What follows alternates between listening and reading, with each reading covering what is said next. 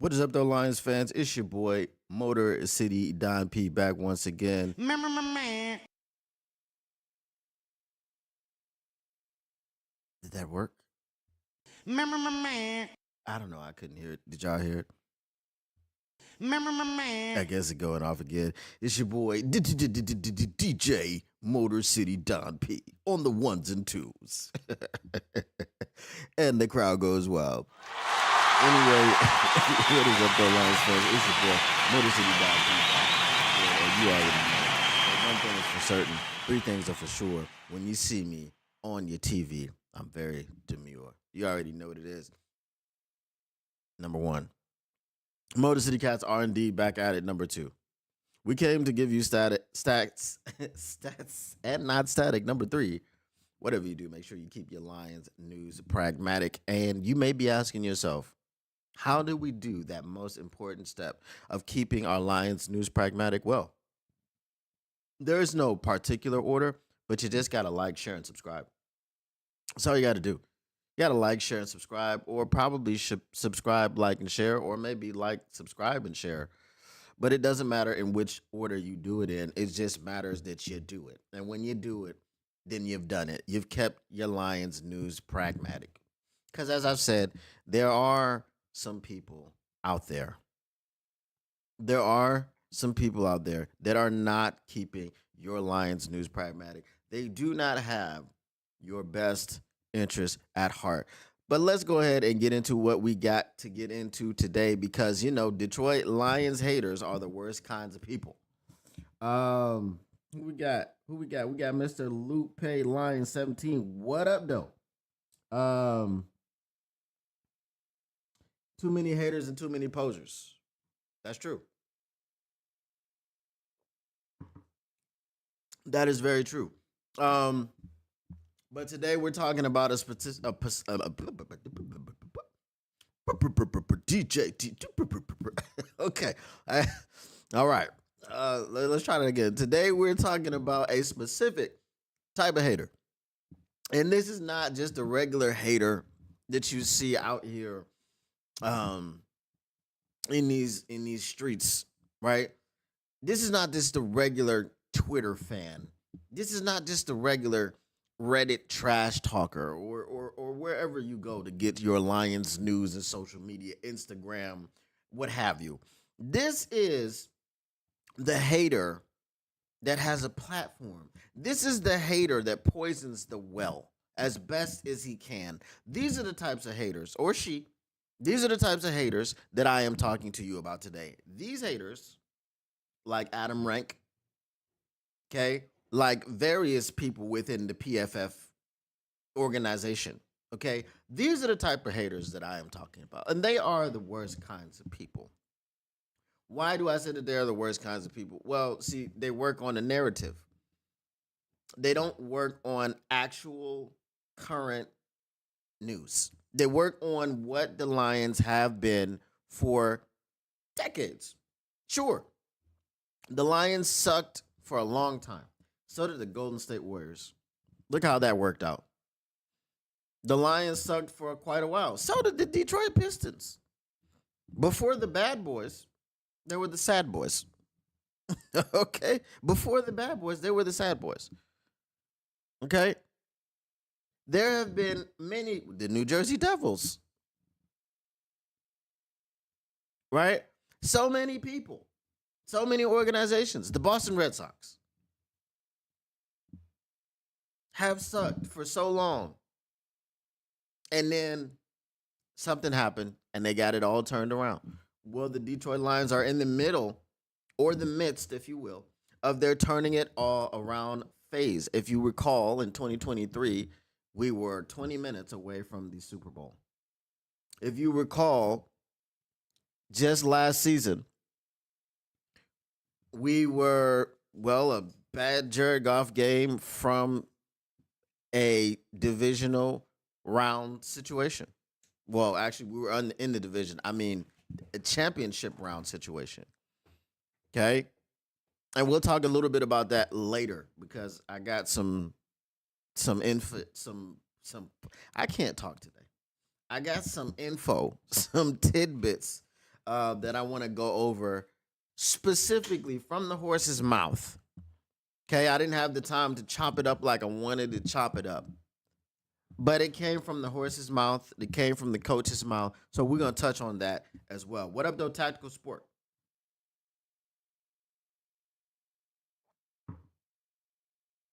Let's sip my drink. Hold up. Hopefully that'll help me talk today. Um, a little bit parched.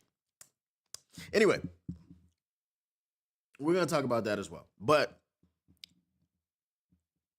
that is where the Lions are right now. And shout out to Easy because he touched on a point that I didn't get to touch on because I consumed the entirety of season 2 of Quarterback in 2 days. Okay.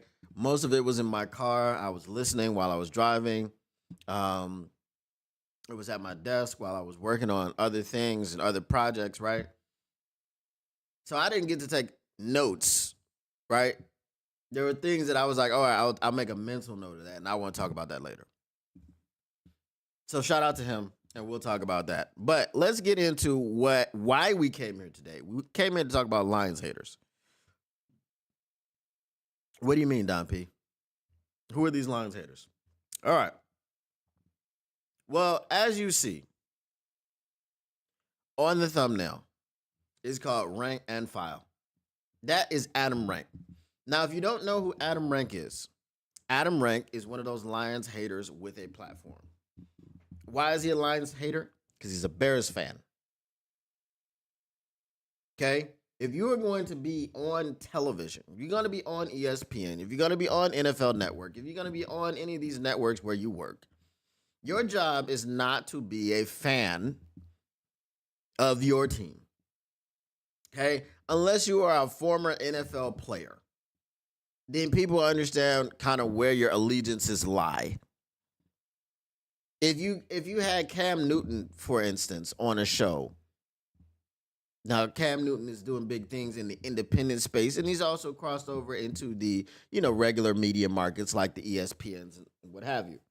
But if you have him on your show, and the Carolina Panthers, God forbid, are on a Super Bowl run, Cam Newton's going to be all in.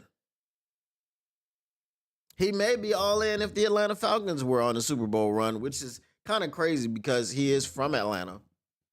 And he did play in the division that Atlanta plays, but he was diametrically opposed to Atlanta because he played for the Carolina Panthers. So let's not go with Atlanta. Let's just go with Carolina. If you got Cam Newton and he's on the Super Bowl run, if you got Ryan Clark and the Pittsburgh Steelers are on a Super Bowl run, you can expect to see a little bit because they actually play for the organizations. But even Mike Florio, okay? Why does Mike Florio get to show his Vikings fanship dumbhood? Because he made Pro Football Talk and it got picked up by NBC Sports.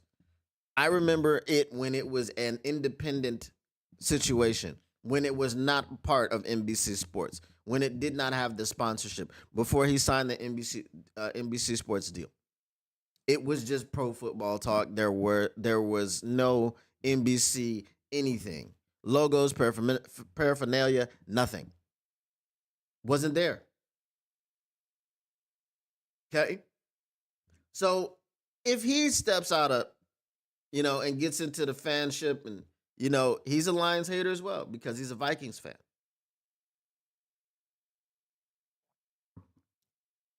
But if y'all don't know him from way back when he started it, you're just gonna think he's another national media asshat who has an axe to grind with the Lions. Which technically that's what he is now, but he does give the Lions their props. Okay? He does give the Lions their props. He does give them their just dues. And he has a proper fear of the Detroit Lions. But this Adam Rank guy has never wavered. Ever. He will not give the Lions their props at any time. And that's okay if you're a Bears fan because we don't want your props. But if you're a national media member and this is what you do, you stand up on your soapbox and you talk crap about the teams in the NFL, it's kind of unprofessional, right? Because it's just that you have rooting interests. It's not that you're trying to evaluate play. It's not that you're trying to evaluate roster. It's not that you're trying to evaluate situation. It's rooting interests. And you're going, well, the Lions are going to suck because they're in our division and I want the Bears to win it. Okay? That comes out in things like season predictions. Now, why do I talk about that? I have an article here from Detroit Lions on SI, my man John Macaron. Let me pop this chat out because I do like to do that and make sure that I am dealing with y'all like I'm supposed to. Now, it's not that everybody, not everybody deals with the chat. I know some people, or a guy in particular, who used to say, F the chat. They can go screw themselves until I came along. And then, did you know that dude started dealing with the chat when I came along? Got 5,000 mods in the chat, though, trying to control everybody's keystroke. Pause.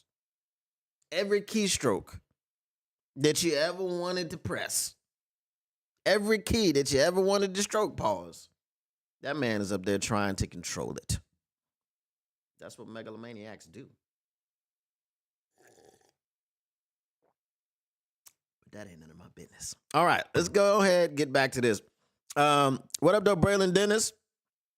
LaShawn McCoy is another example, for sure. And Braylon Dennis knows exactly who I'm talking about, too. But that ain't my business. All right. Tactical Sports says, I can't take anything that a Bears fan says seriously. 100% I agree with you. All right. So John's article gets right to the meat of it. Pause. He says, known Lions hater stinks at making season predictions. Shout out John Macaron. Okay? Shout out the doc. Because that is a very, very spot on title for his article. That is the title for the article. Known Lions hater stinks at making season predictions. Okay? So it says NFL Network analyst Adam Rank has not been that great at predicting the overall record of the Detroit Lions. It is expected the team will not win 15 games again this year, but many pundits have the Lions at least securing double-digit wins this year. Okay? At least double digits, right? At least 10. This week, the noted Chicago Bears fan has now predicted the Lions will fall back and only win a total of 8 games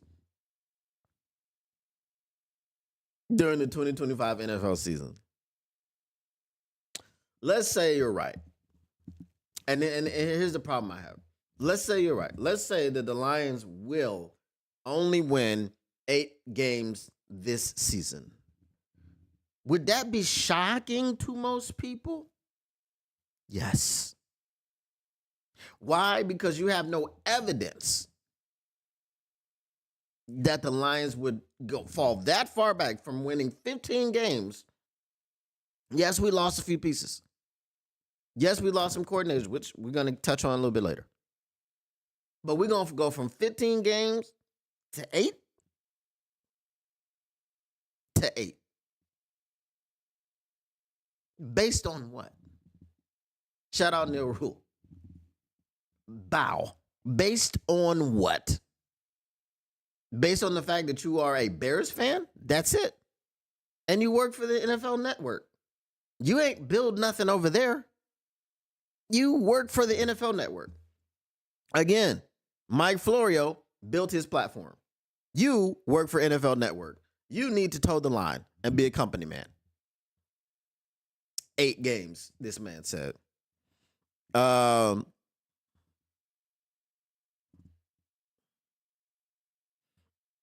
Tactical Sports says, let me guess. He has the Lions at 8-9. Well, there you go. Yeah. Adam is trash, says Braylon Dennis. What up, though, Motown Mitch? Lions rule, Bears drool, for sure. He said probably has the Bears at 12-5 too. We'll get to that. Maybe he does.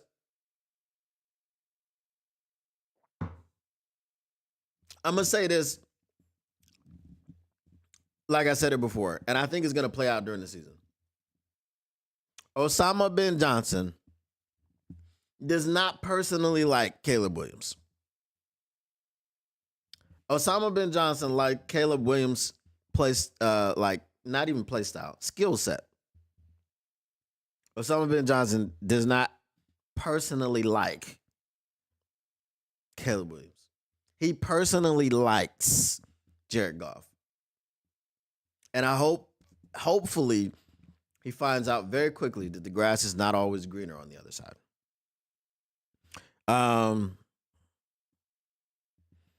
Motown Mitch says, I would be shocked if the Lions did not win more than 10 games. Right. So this is shocking to people because based on what? What do you base 8 wins on? It's weird to me. It's over the top. To be fair, you said 8-9 before you said it. I got you. Spot on. All right. So last season, Detroit was able to win a total of 15 games, but Rank only predicted 10. Okay?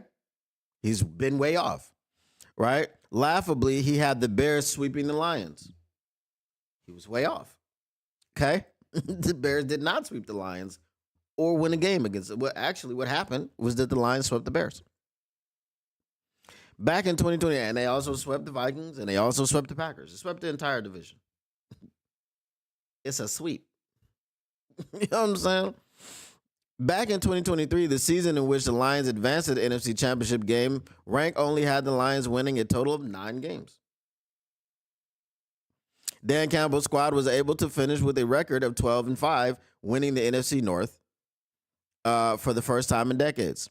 After Detroit was only able to win a total of 3 games in Campbell's first season, Rank did not see the actual level of improvement the team made, as he predicted the team would only win a total of 5 games back in 2022. Principal owner Sheila Hamp gave the coaching staff and front office a vote of confidence after a slow start that year. Campbell's squad went on to finish the 2022 season strong, barely missing the postseason with a record of 9-8. As one Lions fans replied, I wish I could suck at my job that much and still be employed. I have the same desire. Like I have the desire. This is one of my I can't say I put it on my bucket list, but this is one of the things that I really wish I could do. I really wish I could get a job that I'm not qualified for, be terrible at it, and catch no flack and just keep getting paid. Like, because there's so many people that have that luxury. And I'm just like, why don't I have that luxury? I actually have to be good at my job, which sucks. You know? When I used to be a teacher, you had to be good at teaching. In my I know there's a lot of people that aren't good at it, but in my situation, I had to be good at it to keep my job, which is stressful. Why are all these other people out here sucking at their jobs and keeping them? But I don't have the opportunity to do the same thing. It's not fair. It is. It's not.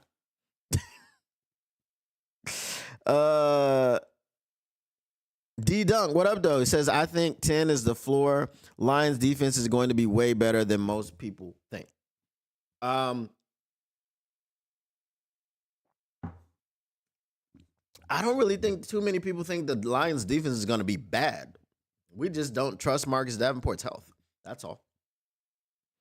That is all. And even if Marcus Davenport is the only one to get hurt, okay, we were still knocking folks down last season with everybody on the IR. So we're going to get to that a little bit too. We're going to talk about some of that stuff. All right. Okay, previous Adam ranked Lions season predictions: 2024, 10 and 7; 2023, 9 and 8; 2022, 5 and 12. Wrong, wrong, wrong, wrong. So wrong, very wrong. Not good at predicting the Lions' records. He sucks. He's bad at it. He should stop. Go work for Kroger. You have no business on the NFL Network. Very bad person. Not honest at all. You suck because you're a Bears fan, and it is what it is. All right, that's my Trump. How'd I do? As I said, I'm not an impressionist. So that was what we had in the situation. Like I said, I understand if you don't believe in the national media, but I want somebody to look at the Detroit Lions in the national media the way everybody was looking at Jordan Love after half a year one. Right? I want us to be the best team in the league and nobody can ever beat us and no one can ever dream of it. We're actually more of a dynasty than the Kansas City Chiefs. And all of the trophies that the Kansas City Chiefs got, they actually belong to us. Because that's how people were looking at Jordan Love. Okay? After a half a season. How'd that turn out? Okay. I'm just asking. Braylon Dennis says, I want Zadarius Smith to come back. And he says, my record prediction is 13 and 4. Ironically, while I don't believe that they're going to go 15 and 2 this year, I can see the path to 15 and 2, especially if we get Zadarius Smith back. Do I believe it? No. I'm more at the 14 and 3, 13 and 4 threshold. And again, all of you people that think just, hey man, just win 10 games and make the playoffs. Just again, I'll say this again. You could mess around and win 10 games and miss the playoffs. Okay, for those of you that don't care about the division, again, I will remind you, 10 games no longer guarantees you a playoff berth. Okay? It didn't guarantee you a playoff berth when there were 16 games in a season. Now there's 17. Again, remember, Tom Brady got injured. The Patriots went 11 and 5 and missed the playoffs. It can happen. Okay? All that mathematical stuff that they do, all those equations and functions and fractions and decimals and carrying the one that they do to figure out whose win percentage, who's got the tougher win, who's got the tougher strength of schedule, all this other stuff. And all the way that they adjust that throughout the season and so on and so forth.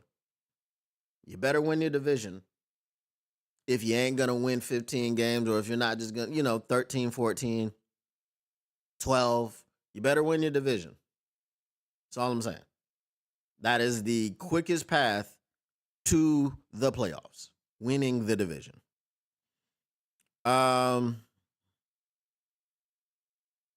Dennis says, I do. You think that they're going 15 and 2?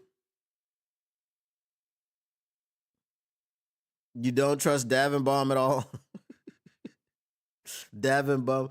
So I don't think that Davenport is a bum. I think he's a very talented player. The fact that he can't stay healthy is the concern. And I'm not going to say this is my only concern. It is my only concern, but it is a major concern.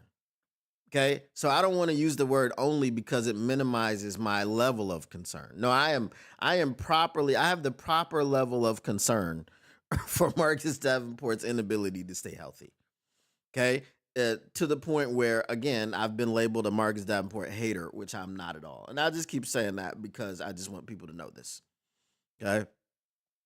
I think the Bears are going to be in a dogfight for last place in the division with the Vikings. I hope so. I hope so.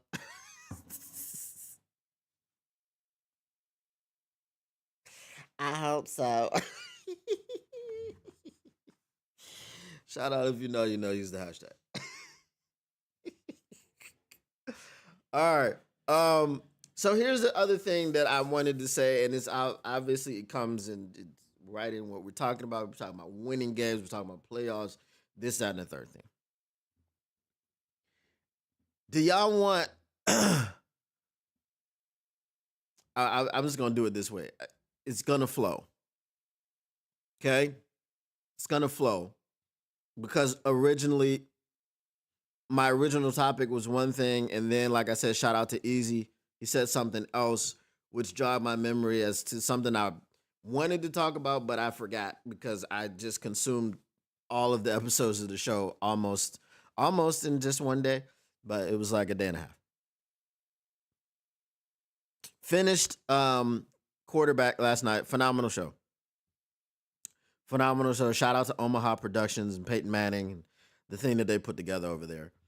Um, it's hard to do a football show that sucks because it's football and football is king. But when you have that level of production, that level of digging that they do, the level of how much stuff that they captured throughout this season. Okay, because those cameras are just there. They're just following them around. They got the cameras. So shout out to them.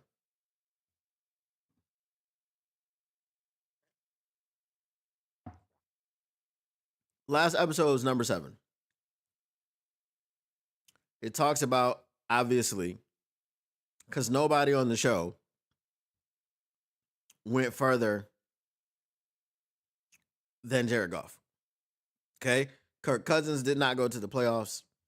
Joe Burrow did not go to the playoffs.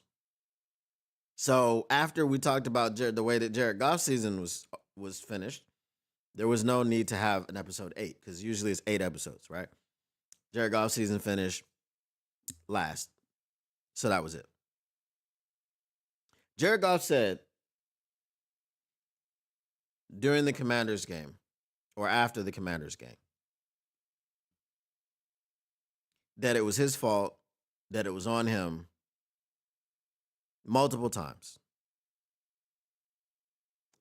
Remember, and this was the thing. This was the thing that like raised my antennas. Remember the press conference after the game.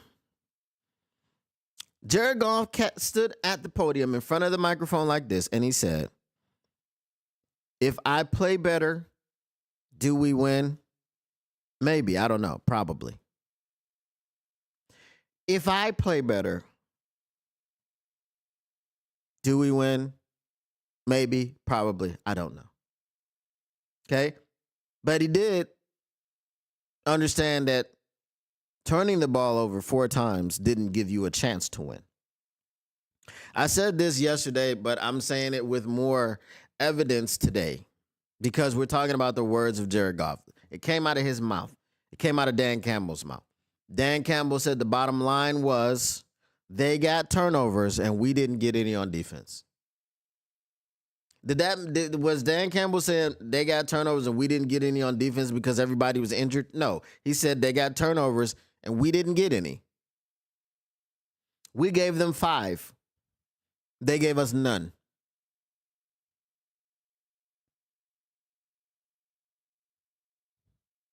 The pick 6, Jared Goff told you out of his mouth. He said it was just a bad throw. It sailed. He wished he could have it back. But you know what he also could have done? Hit Sam Laporta for the first down underneath.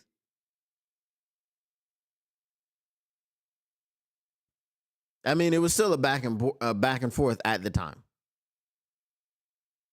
Okay, that was a back and forth game. Nobody's defense was playing anything. You know what else he said about the fumble? He said that was his fault. He's got to do a better job protecting the football. So all this stuff that he said, and people were fighting me for it, and people were calling me golf phobic, and people were calling me a casual, and people were calling me all this stuff because I said a game cannot be won in the playoffs, especially when you turn the football over 5 times and your opponent doesn't turn the ball over at all. If it's 5-4, it's a turnover fest. Be my guest. I believe we win that game. Okay? If it was 5-2, as far as turnovers, it's a possibility. If it's 5-3, I still think we win. 5-0. Some people got confused as to that Texans game and the outcome of the Texans game. And they said, well, it meant that basically the defense just didn't do their job in the divisional round. Playoffs? Don't talk about playoffs. Don't talk about the playoffs if you don't know what you're talking about. Did you expect to win a game by any defensive metric? I don't care if we had everybody. I don't care if we have a Hutch and Davenport and everybody. You expect to win a game when they forced, well, they didn't really force. A lot of those turnovers were self-inflicted, which brings me back to when I said yesterday, what did the Commanders actually do to beat us? So when you have everybody on defense on the field and you turn the football over 5 times, do you think you win?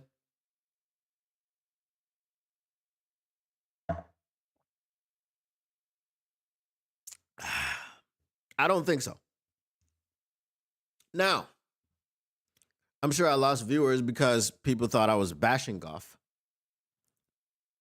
but I'm not bashing Goff. I will continue to tell you the divisional round football game was Jared Goff's fault. It was also Osama bin Johnson's fault.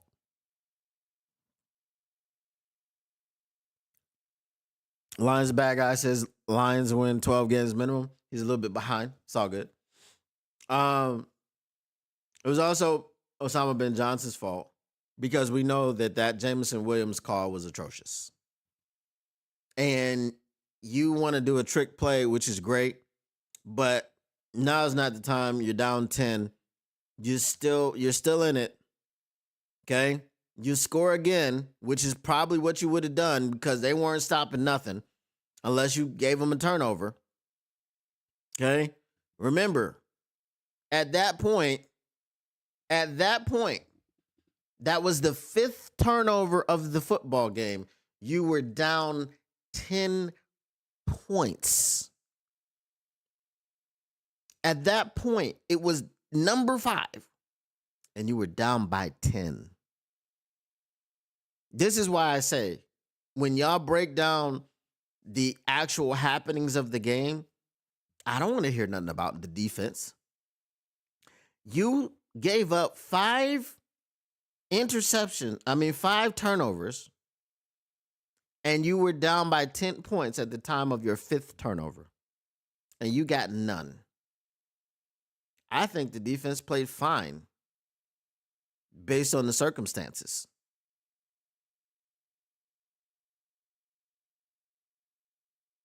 If you're not down off 5 turnovers by at least 15 points, okay?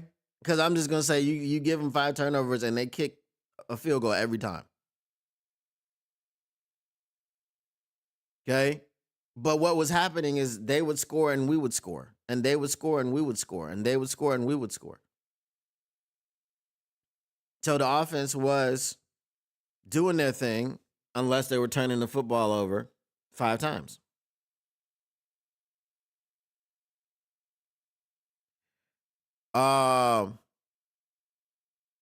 You learn best from failure and hard losses. Correct. Okay. Now, here's the thing that Easy said, and shout out to him. Known Goff hater. Okay. The episode in which they were talking about how a quarterback has basically 25 seconds after they break the huddle at the line to make adjustments and all these things.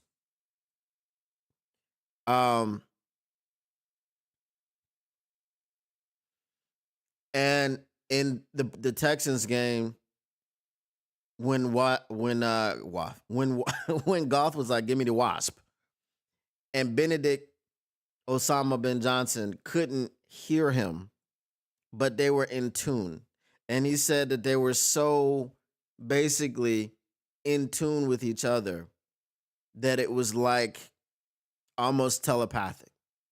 He couldn't hear him, but then he goes through and he says wasp. Okay. And then they scored on that play with Sam Laporta, and then they got the momentum back. His take was that he had an epiphany that if Osama and Goff were so locked in to each other and to understanding how plays are getting called and what to do in certain situations.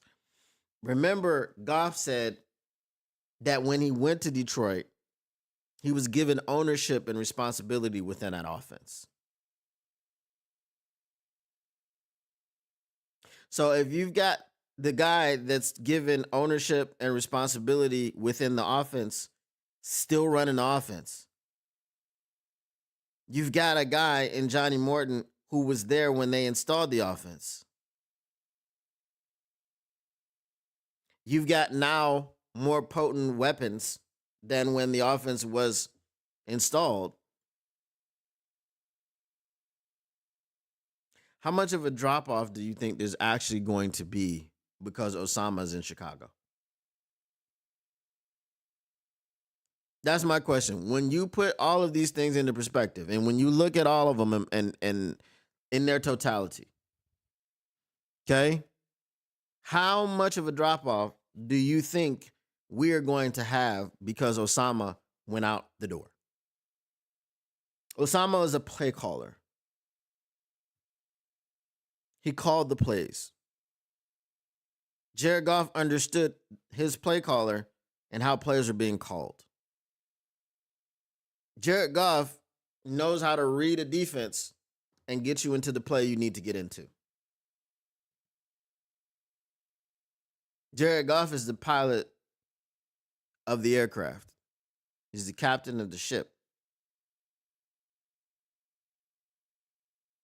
So how much do you think is going to be the drop off? What's your percentage? Give me a percentage for the offense. How far back do you think this offense is going to regress now that Osama bin Johnson has left the building? Because it's a fair point that Easy made. Shout out to him.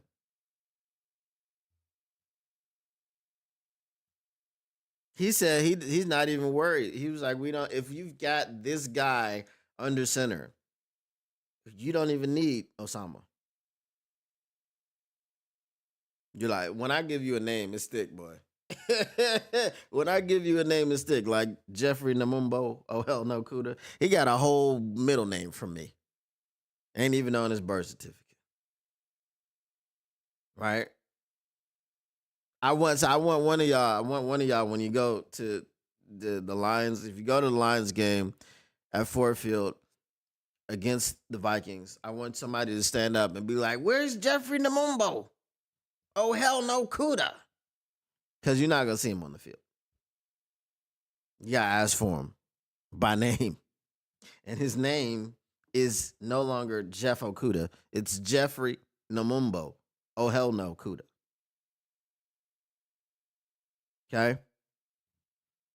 I think they should put that on the back of his jersey. Oh hell no, Kuda. That would be sweet.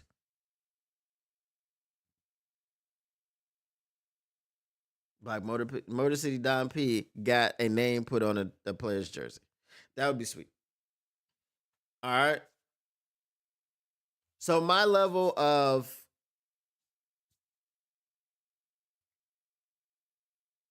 fallback, I'm gonna say is somewhere within the 5% range. I don't want to be too cocky and say 0% or 1% or 2%. So I'm gonna say somewhere within the 5% range. because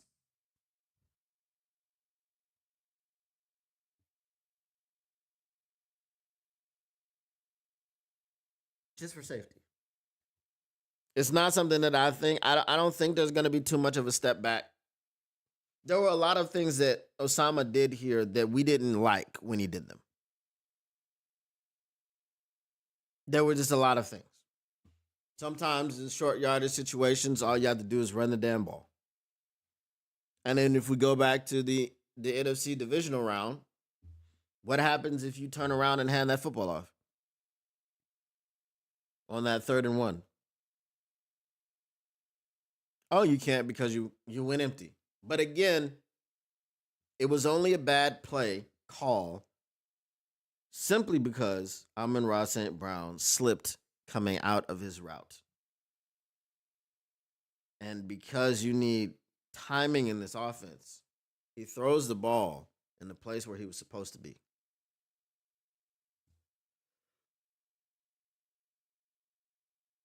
That's what happened. Because Amon-Ra St. Brown on any linebacker is not fair.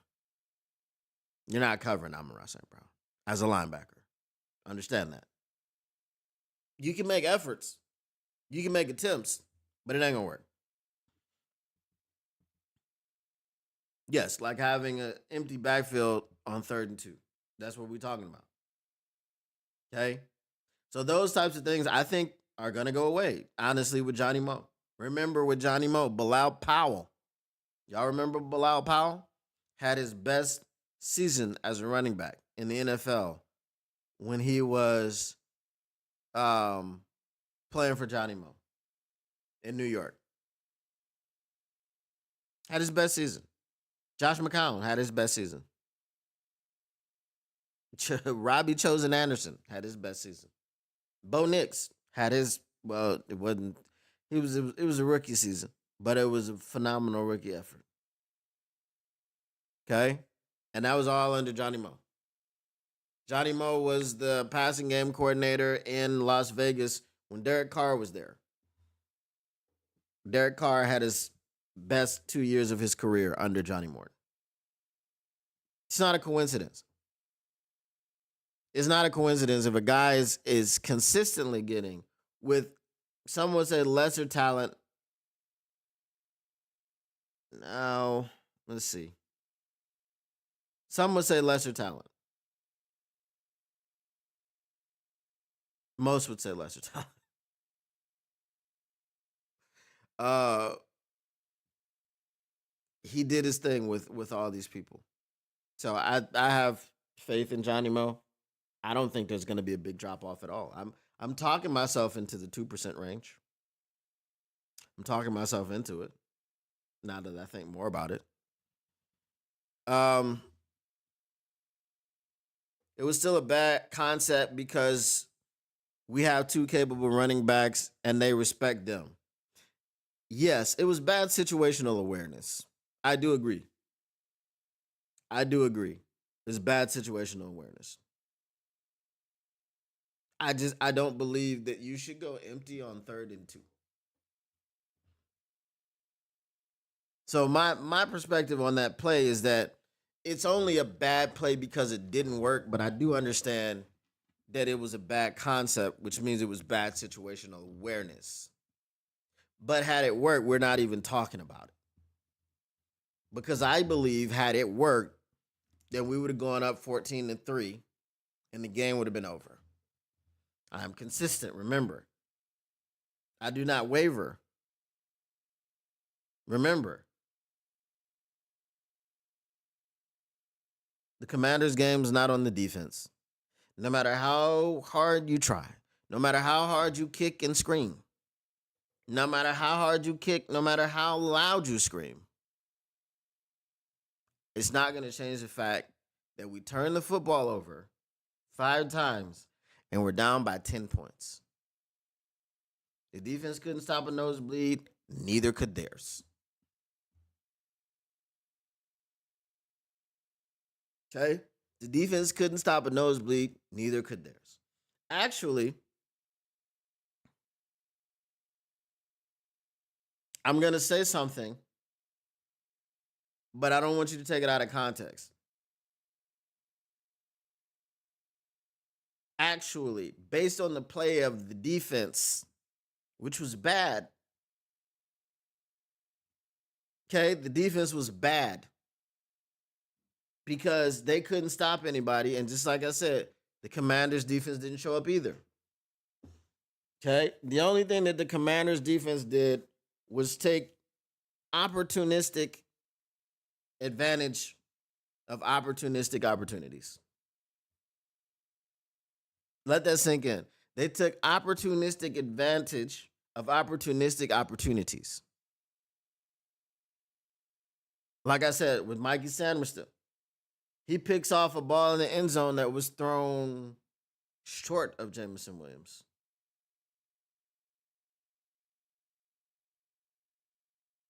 It's not that his coverage was so damn sticky. Oh, this coverage sticky, baby. You can't get off Mikey Sanders still. Mm, mm. Getting money. No. Mikey Sanders still was burnt toast. But that's J-Mo. I'm not begrudging him. He probably would have had better coverage on somebody else.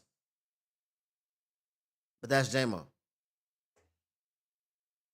And the ball was thrown short of J-Mo. So here's the thing that I'm going to say. With everybody healthy on defense,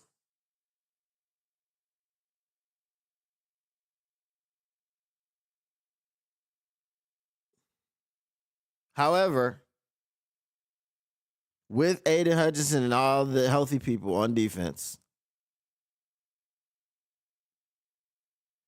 I believe it possible we could have won that football game. Even with all those turnovers. If we had the same defense from the 5 turnover game in Houston to the 5 turnover game in Detroit, we may have won that game. But here's what I don't want you to do.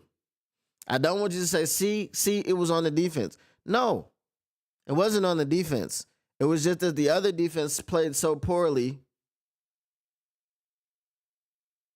Okay? The other defense played so poorly, so poorly. And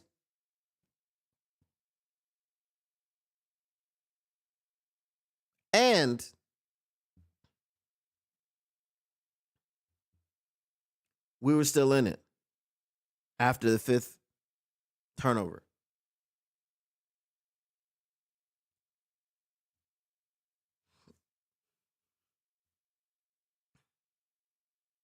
So an extra stop or two on defense really could have helped us. But does that mean it is the fault of the defense? No. I'm saying the extra stop 2 or 3 that they could have gotten us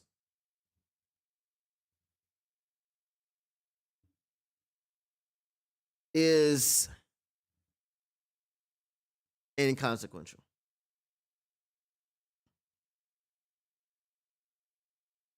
You understand what I'm saying? So I don't want to hear about the defense. Got to play better. Got to hold on to the ball. Got to protect it. That's all. That's all I can say. All right.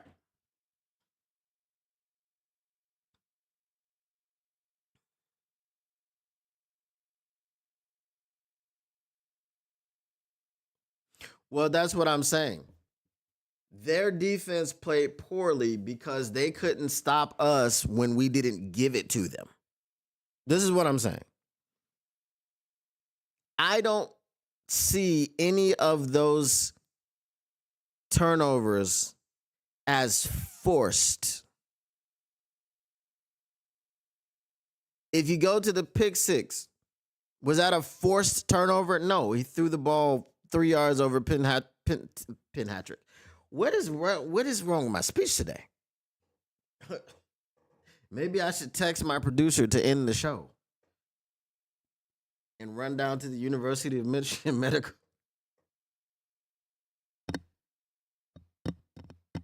All right. I'm stop. um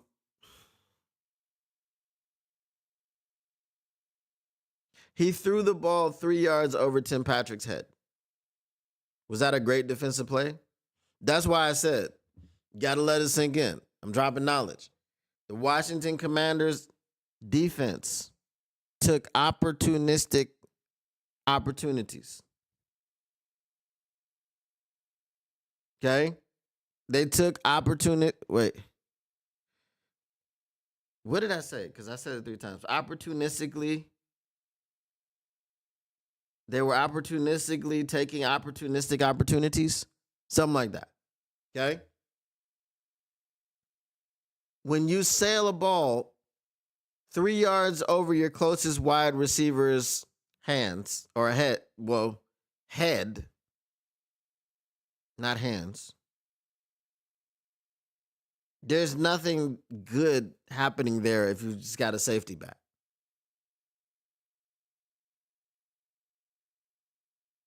Because he doesn't have to, he's not like worried about this man, nothing. He sees a ball hurtling towards him with no one around. And he takes that opportunity. Mikey Sainristil was burnt in the end zone. And because he was burnt, he was in a perfect position to catch a pass that was about 3 yards short.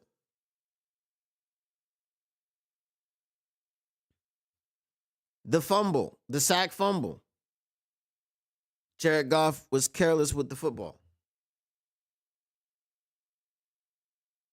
He didn't feel the rush in the pocket properly. He didn't have the proper respect for the rush. He didn't just step up, tuck it, and go down.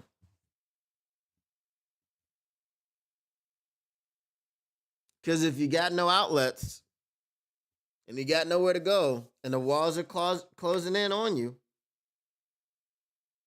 you got to make a decision. And that decision has to be, I need to tuck this thing and eat it. Because there's no way that I can get it out there. Amon Ra unslipped. Okay? No, I can't get it out there. So, yeah, I'm going to take this sack. It's going to be 4th and 5. We're going to kick a field goal.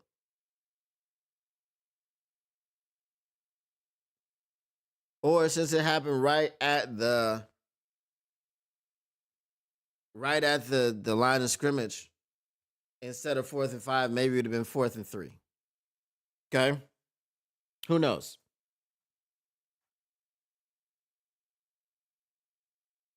I didn't see any of the interceptions that Goff threw. I didn't see a defense baiting him, confusing him, making great plays. I saw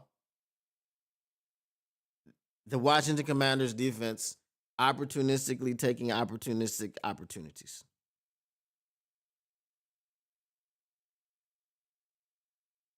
So this is what I'm saying.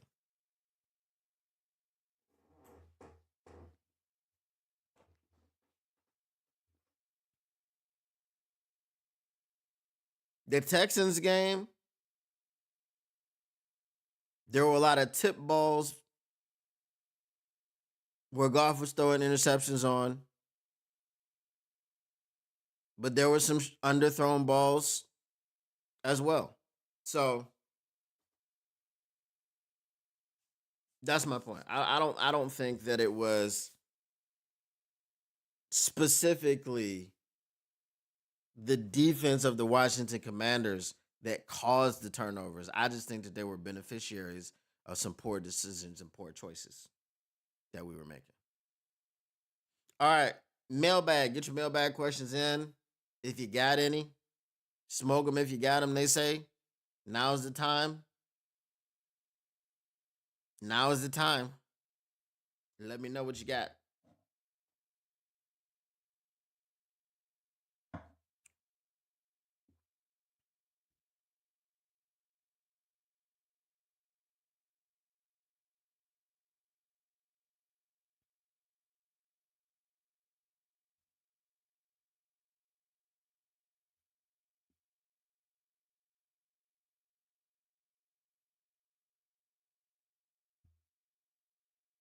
I just ran out of space for recording. Good thing the show's over. uh when are we gonna get rid of Broderick Martin? I think he'll get cut in training camp. Honestly, I believe he's gonna get cut in training camp. With the injuries that we have,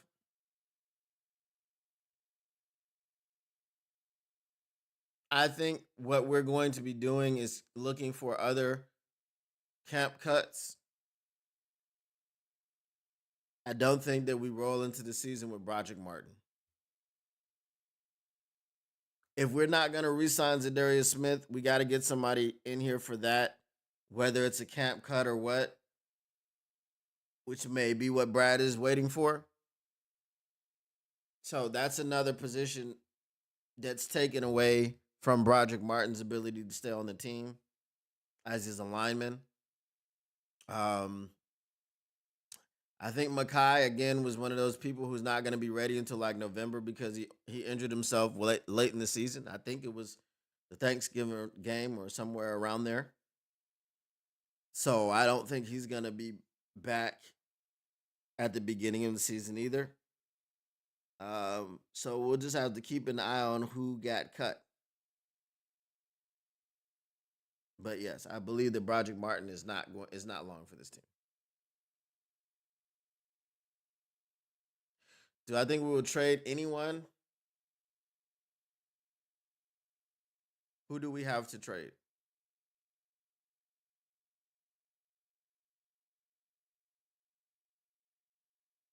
On our defense, we have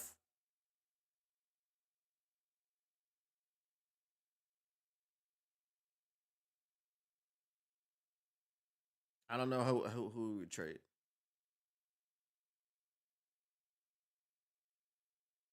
No. Not defensively. Offensively, I don't think so either. Who do you get rid of? Who do you trade?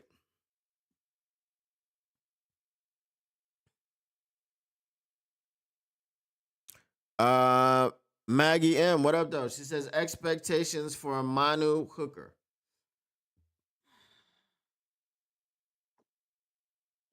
My highest expectations for Manu right now will be to be the backup left tackle.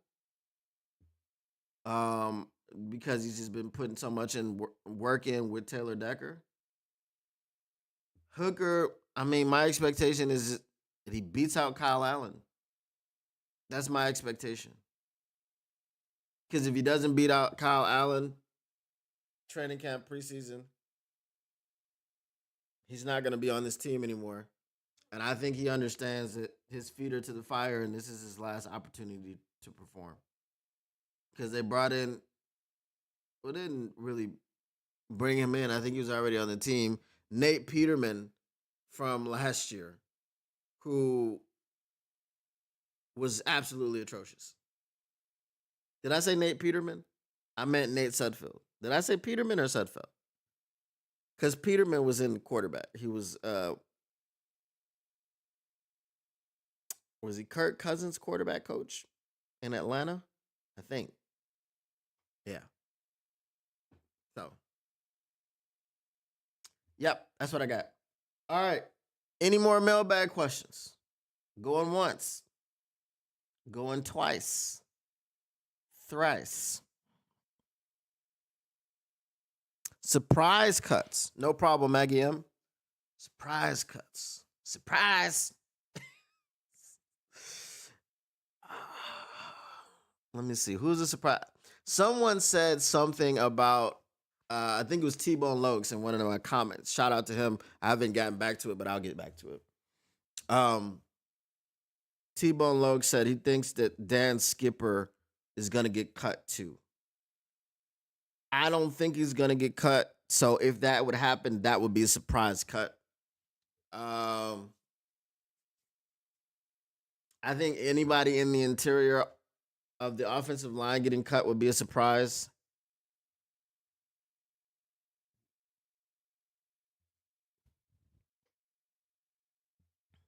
Trying to think of anyone. Where is there a place where we could afford to cut anybody?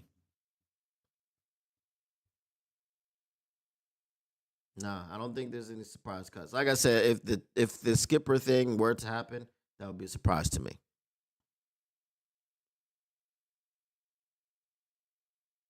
That's why it would be a surprise. That's why I would be surprised. I don't think he gets cut, but that's the only that's so because he brought that up to me a couple days ago. That's why I just said, yeah, he would be a surprise. I don't see anyone. I don't see anyone getting cut from this team who is a surprise. It is a surprise that they got cut. Generally, they cut people you're expecting for them to cut. Um, like the Doris Fountains and the Kalen Davises of the world. I don't think that anyone was surprised that they got cut. Donovan Peoples Jones. I mean, when you just can't get healthy, or sorry, when you can't get open, that's your job as a wide receiver. But I don't think, yeah. If I looked at the roster, could we find surprise cut candidates? Yes, but that's why it would be surprise. Nobody knows till it happens. All right, I'm gonna go ahead and get out of here, man. I got stuff to do, and then I gotta get back to the stuff that I got to do at the house. So busy, so busy. Again, fantasy football. Hopefully, I'm just gonna move it to the weekend. Okay, I won't be back tomorrow. As you know, on Thursdays I don't do a show. I got stuff to do in the morning, my morning, which is now. um, but yeah, the fantasy football thing. Hopefully, by Monday, I'll be able to start talking about it and start, giving out links to previews and things of this nature and see what y'all think. All right. Appreciate y'all once again. The Motor City Cats are indeed back at it. We came to give you stats and not none of that static. Whatever you do, make sure you keep your Lions news pragmatic. And we are out. Peace.